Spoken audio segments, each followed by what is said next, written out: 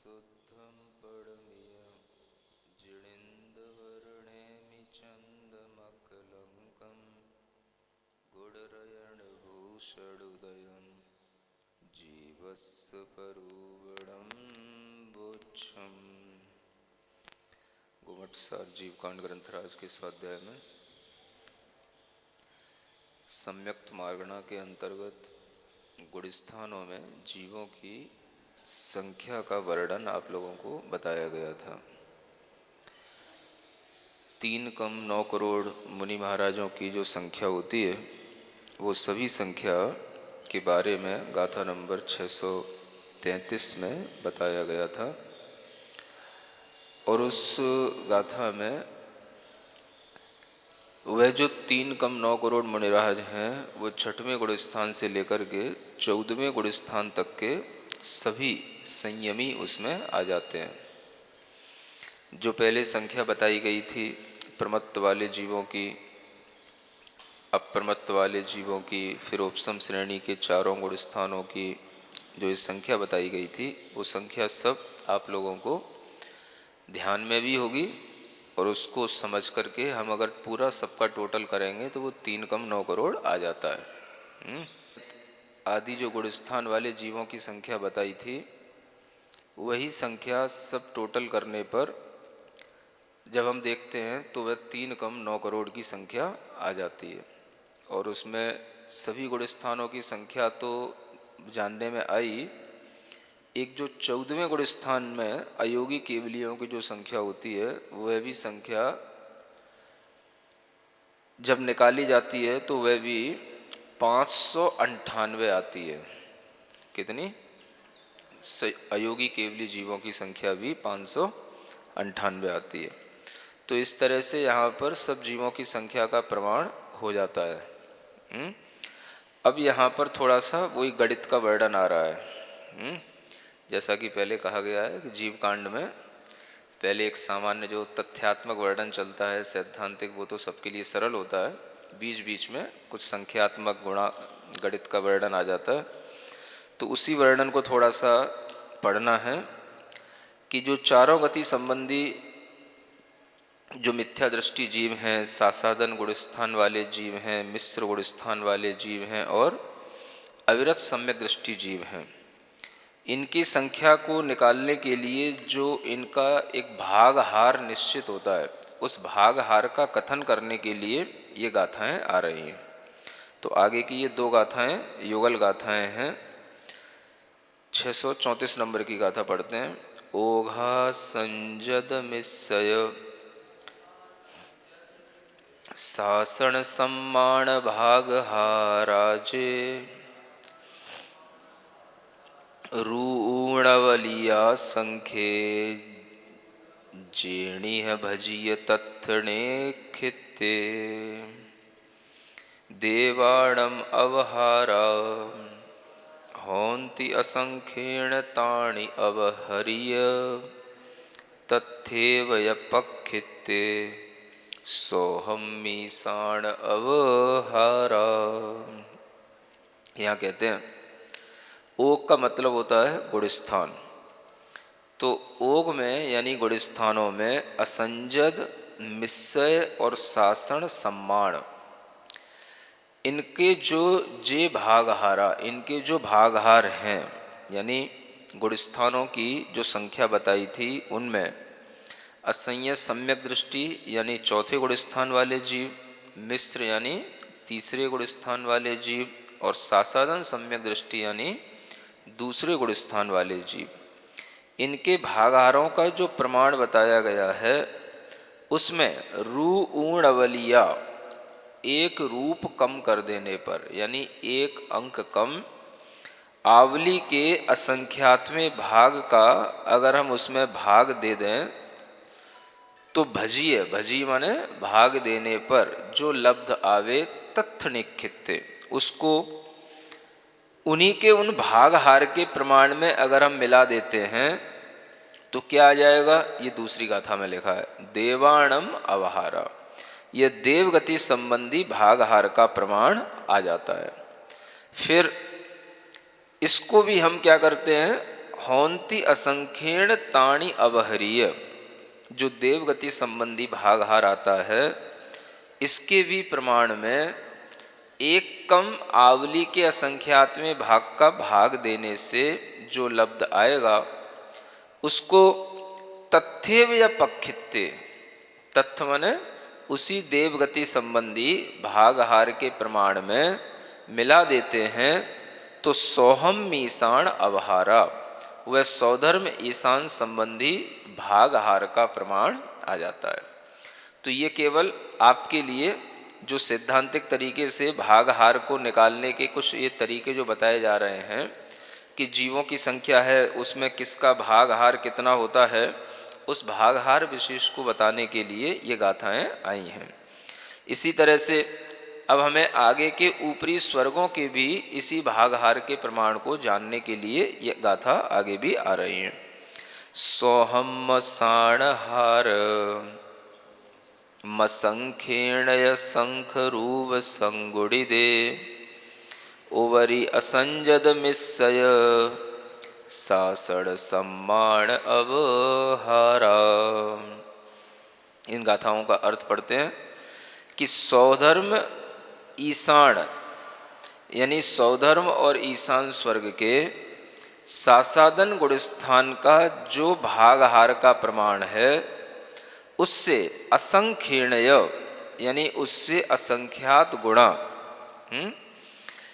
आगे के जो नीचे की लाइन में लिखा है ओवरी असंजद यानी सानत कुमार माहेंद्र स्वर्ग के असंयत गुणस्थान के भागहार का प्रमाण आता है। फिर उससे भी असंख्यात गुणा मिस्सय यानी मिश्र गुणस्थान वाले जीवों के भागहार का प्रमाण आ जाता है, और उससे भी संख्यात गुणा यानी मिश्र के भागहार से भी संख्यात गुणा सासादन गुणस्थान के भागहार का प्रमाण आता है। इस तरह से ये भागहार का प्रमाण निकालने वाली ये गाथाएं हैं जो कि गणितीय गाथाएं हैं। इन्हें भी हमें स्वाध्याय के रूप में पढ़ना और इनका अर्थ जितना प्रतिभाषित हो सके उतना समझने की कोशिश करना चाहिए। फिर आगे की गाथा में और भी जो आगे के अगले स्वर्ग हैं उनके भी या अन्य भी जो नरक आदि पृथ्वियों में या तिर्यंच या और भी मनुष्य आदि गतियों में जो जीव रहते हैं उन सब के यहाँ पर जो भागहार निकालने के लिए हमें जो स्थान बनते हैं उनका क्या गुणित क्रम रहता है इसको समझाने के लिए आगे की ये गाथा आती है। सोहम मादासारम जोईसी वण भवन तिरिय पुड़वीसु अविरद मिस्से शंखम शंखा शंख गुणम सासणे देसे। हाँ, यहाँ कहते हैं कि सौधर्म से लेकर के आसारम का मतलब है सहस्रारम, आदा सारम का मतलब सोहम आसारम यानी सहस्रार स्वर्ग तक। तो सौधर्म स्वर्ग से लेकर के सहस्वार स्वर्ग तक अगर हम युगल देखते हैं तो 5 युगल हो जाते हैं। कितने? 5, है ना। सौधर्म स्वर्ग से लेकर के पहला युगल सौधर्म स्वर्ग का हो गया, सौधर्म और ऐशान। दूसरा कहलाता है सानत कुमार माहेंद्र, है ना। फिर तीसरा बोलो ब्रह्म ब्रह्मोत्तर, फिर लांतव कापिष्ट, फिर शुक्र महाशुक्र, और फिर उसके बाद सतार और सहस्रार। तो सौधर्म स्वर्ग को जो युगल है उसको छोड़ करके सहस्रार स्वर्ग तक 5 युगल और हो गए, है ना। वो ज्योतिषी माने ज्योतिषी जीव, वन माने व्यंतर जीव, भवन माने भवनवासी, तिरिय माने तिर्यंच जीव, और पुड़वीसु यानी 7 पृथ्वियों के जीव। इस तरह से अगर हम इनके स्थान देखते हैं, माने इनके हम स्थान गिनते हैं कि कितने स्थान यहाँ बताए गए हैं तो ये 17 संख्या में आ जाते हैं, 16 संख्या में इनके स्थान कितने बनते हैं?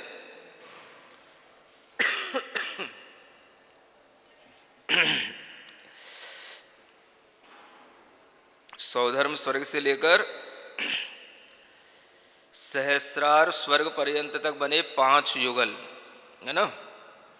फिर उसके बाद एक ज्योतिषी, है ना, 6 व्यंतर, 7 भवनवासी, 8 तिर्यंचों का 9वां, और 7 नरक की पृथ्वियों का, 9 और 7 16, ऐसे 16 स्थान हुए। फिर इसमें कहते हैं अविरत मिस्से संखम, है ना। अविरत और मिश्र गुण स्थान में असंख्यम माने असंख्यात गुणे का क्रम जानना, और संखा संख गुणम सासणे देशे, यानी सासण माने सासादन गुण स्थान में संख्यात का, और त्रियंच गति संबंधी जो देशे माने देश संयत गुण स्थान है उसमें असंख्यात का गुणित क्रम जानना चाहिए।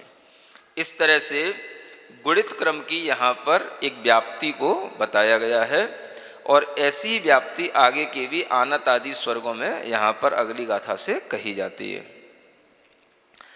चरम धरा साण हरा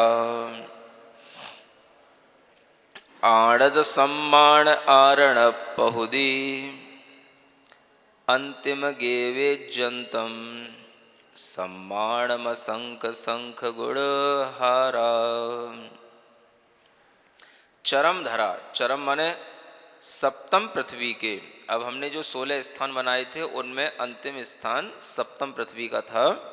तो सप्तम पृथ्वी के जो सासादन संबंधी भागहार होगा, सासनहारा, उससे जो है आनत प्राणत के सम्मान माने असंयत सम्यक दृष्टि जीवों का भागहार असंख्यात गुणा जानना।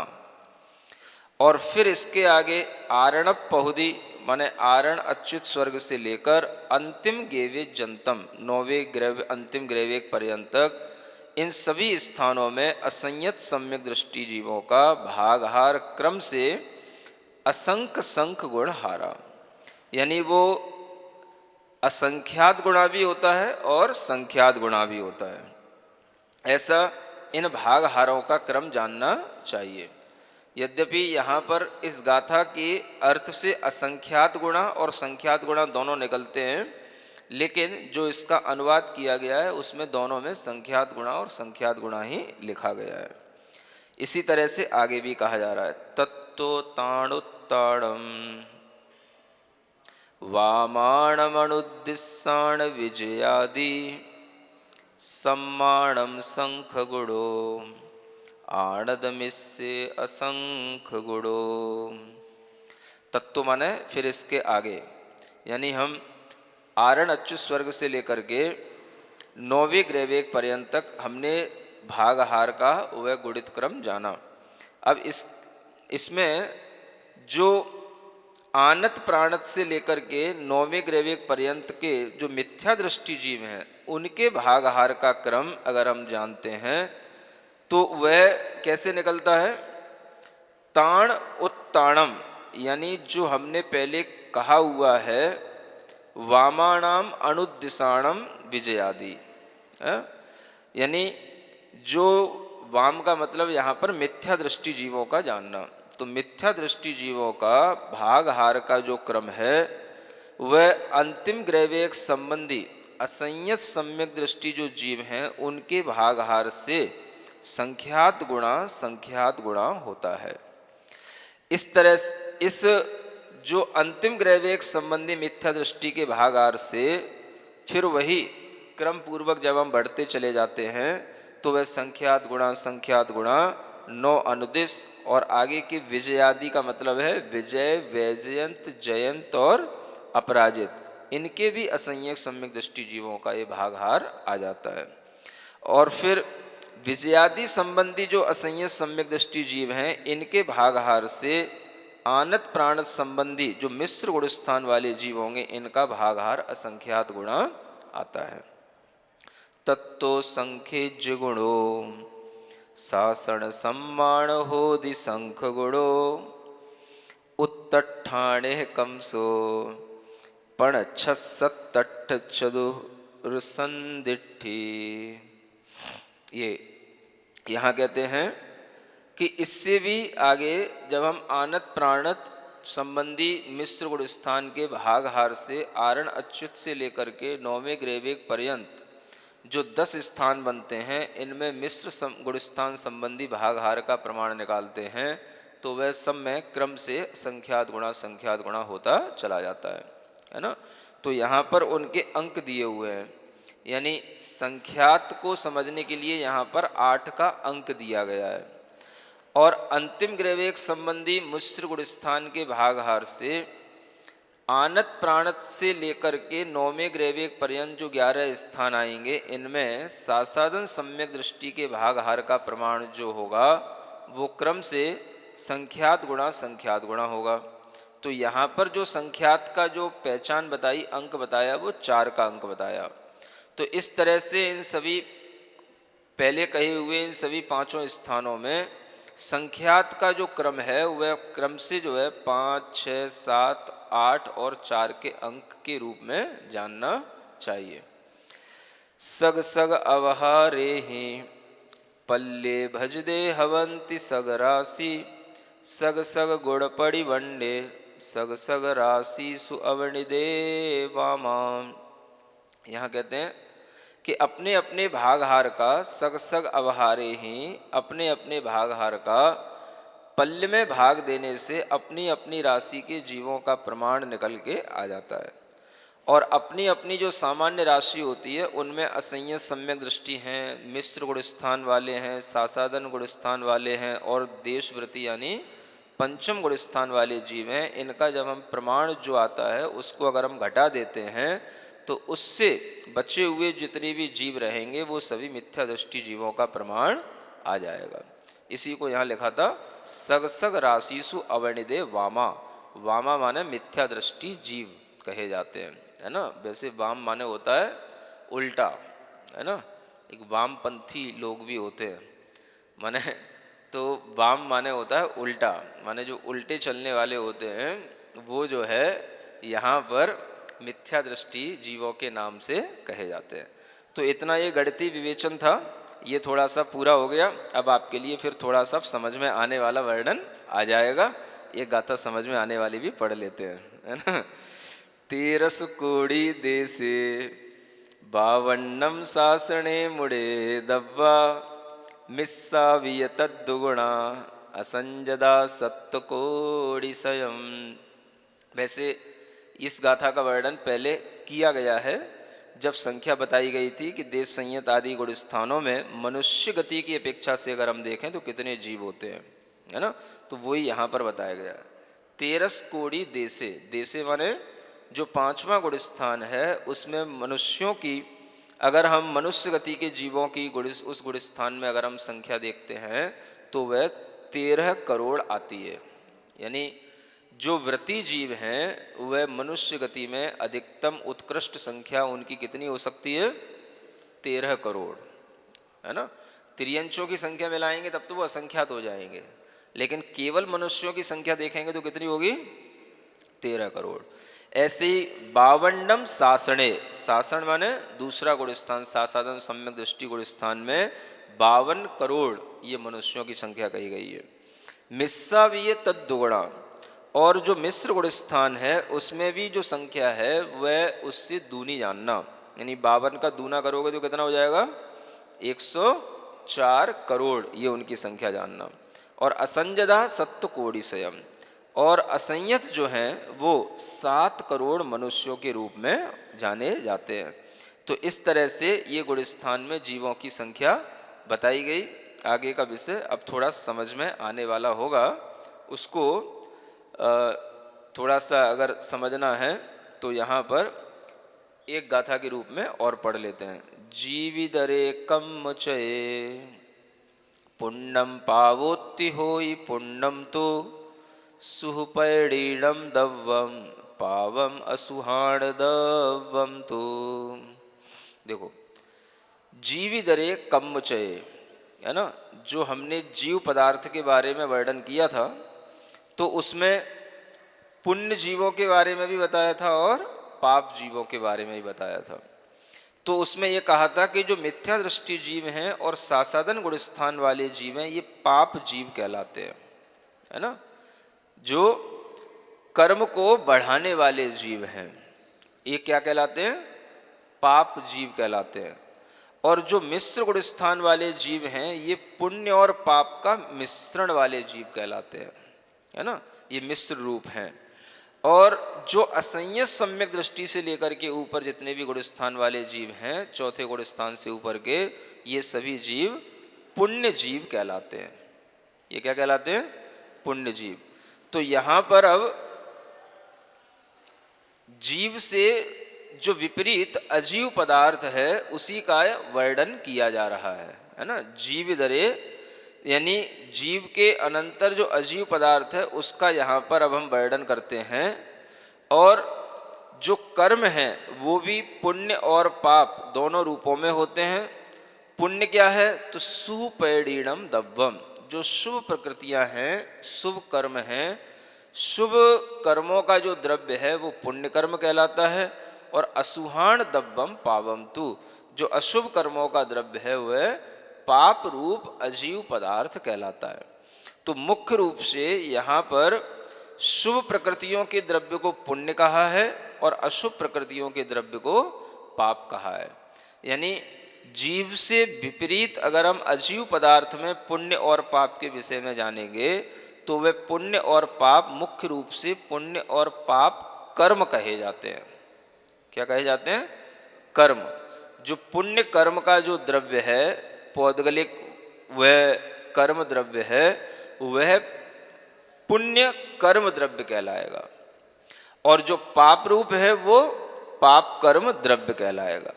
तो इस तरह से जो कार्मण वर्गणाओं में जो कार्मण स्कंद होते हैं उन्हीं में ये पुण्य और पाप का अजीव रूप में हम विभाजन कर पाते हैं। तो इस तरह से अजीव पदार्थों में भी पुण्य और पाप का विभाजन मुख्य रूप से तो पुण्य कर्म और पाप कर्मों के साथ होता है, लेकिन उपचार से हमने आपको ये भी बताया था कि पुण्य के आयतनों को भी हम पुण्य अजीव पदार्थ कहते हैं और पाप के आयतनों को भी हम पाप अजीव पदार्थ कहते हैं, है ना।